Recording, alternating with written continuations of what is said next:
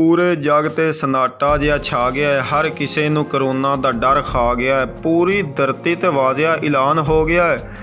ਚੀਨ ਇਟਲੀ ਵੀ ਸੁਣਿਆ ਵੈਰਾਨ ਹੋ ਗਿਆ ਹੈ। ਤਿਬ ਦੇ ਮਹਿਰ ਪਰੇਸ਼ਾਨ ਤੇ ਖਾਮੋਸ਼ ਹਨ। ਵਕਤ ਤੇ ਹਾਕਿਮ ਵੀ ਬੇਵਸ ਤੇ ਬੇਹੋਸ਼ ਹਨ। ਡਾਢੀ ਬੈੜੀ ਬਿਮਾਰੀ ਦਾ ਡਰ ਛੋੜਿਆ ਹੈ। ਖੌਫ ਹਰ ਪਾਸੇ ਇੰਨਾ ਫੈਲਾ ਛੋੜਿਆ ਹੈ।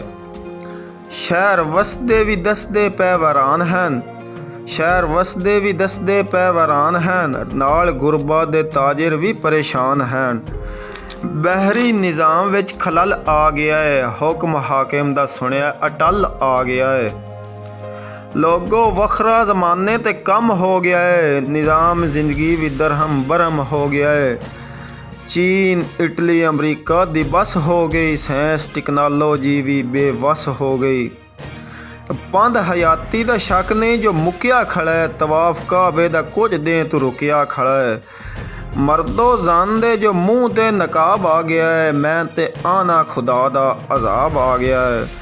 ਕਰਮ ਤੇਰਾ ਕਰੀਮਾ ਬੇਬਹਾ ਹੋ ਵੰਜੇ। ਤੇਰਾ ਪਾਇੰਤਨ ਦਾ ਮੁਨਕਿਰ ਤਬਾਹ ਹੋ ਵੰਜੇ। ਸੁਣ ਲੈ ਮਾਲਿਕ ਜਹਾਂ ਦਾ ਤੂੰ ਅਰਜ਼ੀ ਮੇਰੀ। ਸੁਣ ਲੈ ਮਾਲਿਕ ਜਹਾਂ ਦਾ ਤੂੰ ਅਰਜ਼ੀ ਮੇਰੀ। ਮੰਨਣੀ ਪਊਸੀ ਜ਼ਮਾਨੇ ਨੂੰ ਮਰਜ਼ੀ ਤੇਰੀ।